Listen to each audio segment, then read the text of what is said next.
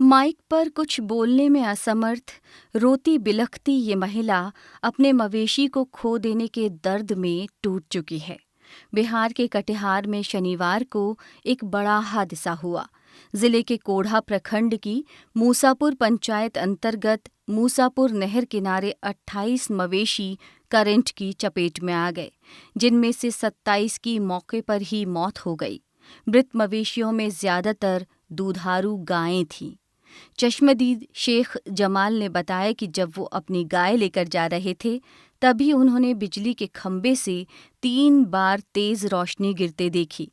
अचानक खंभे से करंट गीली जमीन पर फैल गया और उसकी चपेट में आकर 27 गायों ने दम तोड़ दिया।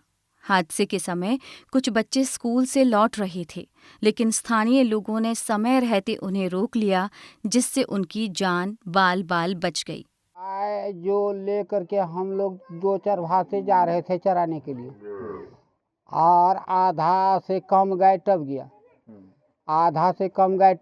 पीछे से हम गाय हाँकते हुए जा रहे थे। उसमें था 28 रासमाल। 28 रासमाल बिजली पोल के सामने जब हम पहुँचे तो उसके बाद जो है कि वहाँ से गोला गिरा, बिजली पोल से गोला गिरा। एक गोला गिरा तो कुछ नहीं हुआ, दूसरा गोला फिर से गिरा तो उसमें भी कुछ नहीं हुआ। तीसरा गोला जो गिरा, बहुत लंबा चौड़ा गोला था, वो धरती में गिरा। वहाँ से लाइन धरती में फैल गया और सब गाय चंद मिनट नहीं लगा, सब ठो मर गया। इस हादसे में 14 परिवारों के मवेशी मर गए।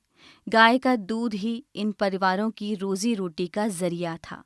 सबसे बड़ा नुकसान मोहम्मद शाकिर के परिवार को हुआ है। इस दुर्घटना में शाकिर के 2 और उनके मां के 4 मवेशी मारे गए। शाकिर की मां का रो रो कर बुरा हाल है।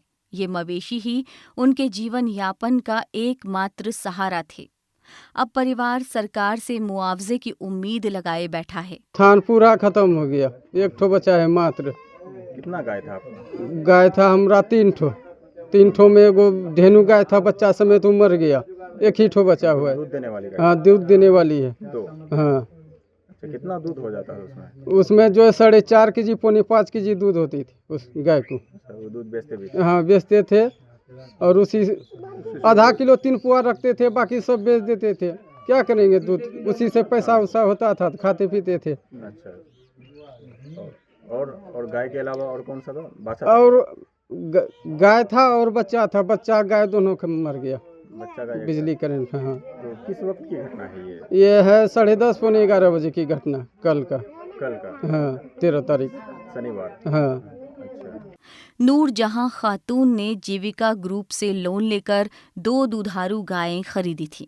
इस हादसे में दोनों गायें मर गईं। सिर्फ एक बछड़ा बचा, जो पूरी रात मां को पुकारता रहा। नूरजहां की तरह गांव के कई और लोगों ने भी लोन लेकर मवेशी खरीदे थे।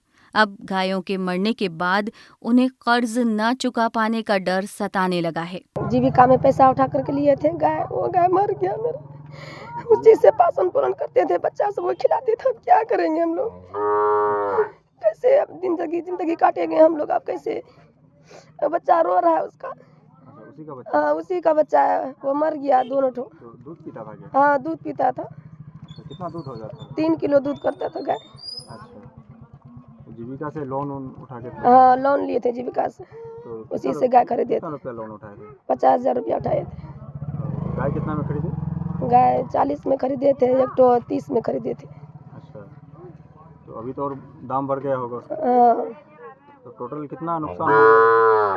टोटल 80-90 हजार का नुकसान हुआ। अच्छा, तो आपके हस्बैंड क्या करते हैं? मजदूरी करता है बाहर में। बाहर में कौन सा क्या काम करते हैं? वही ईटा पत्थर का काम करता है। स्थानीय लोग और मुखिया प्रतिनिधि ने बिजली विभाग पर लापरवाही का आरोप लगाया है। उनका कहना है कि इससे पहले भी ऐसी ही एक घटना में 2 मवेशियों की मौत हो चुकी है। कई बार जेईई से शिकायत के बावजूद नीचे लटकते तारों को ठीक नहीं किया गया और आखिरकार शनिवार 13 सितंबर को ये बड़ा हादसा हो गया। घटना के बाद पशुपालकों ने सामूहिक रूप से कोढ़ा थाने में आवेदन देकर कार्रवाई की मांग की है। पहले भी एक बार 2 ठो मवेशी डेड किया था। भैंस था, उस समय गाय नहीं था। तो उस पर कोई तरह का कोई एक्शन नहीं लिया गया था। अभी जो भी यहाँ ये है देहात एरिया, यहाँ पे तार नीचा होने के कारण हमको लगता है कि जैसे बगड़ा वाला गाड़ी होता है मक्का का सीज़न में, या इसका पटवा का सीज़न में आपका संठी वाला गाड़ी होता है, ये सब गाड़ी तार में अटक जाता है। बांस ले करके तार को उठा करके उसके बाद गाड़ी पार होता है। इतना बुरा स्थिति है। लेकिन जब भी हम लोग आवेदन भी दिए हैं और ऐसे भी फ़ोन पे भी बोले हैं और जा कर के भी बोले हैं, मीटिंग सब में भी हम लोग चर्चा करते हैं इस चीज़ का कि बिजली में सुधार कीजिए। बिजली का तार आपका बहुत नीचा है। कहीं कहीं पे आप सर्विस तार देखिएगा तो रोडे पे लौटा रहा है, बिल्कुल नीचे। इस मामले में कोढ़ा पावर सब स्टेशन के जूनियर इंजीनियर पंकज ठाकुर ने फोन पर हमें बताया कि ठनके के कारण कई बार खंबे का इंसुलेटर ब्लास्ट कर जाता है। शनिवार को बारिश हुई थी और खंभा और आसपास का इलाका गीला था। उनके अनुसार ये हादसा इंसुलेटर लीकेज की वजह से हुआ। मुआवजे पर उन्होंने कहा कि इसकी रिपोर्ट तैयार की जा रही है और नियमों के मुताबिक पशुपालकों को मुआवजा दिया जाएगा।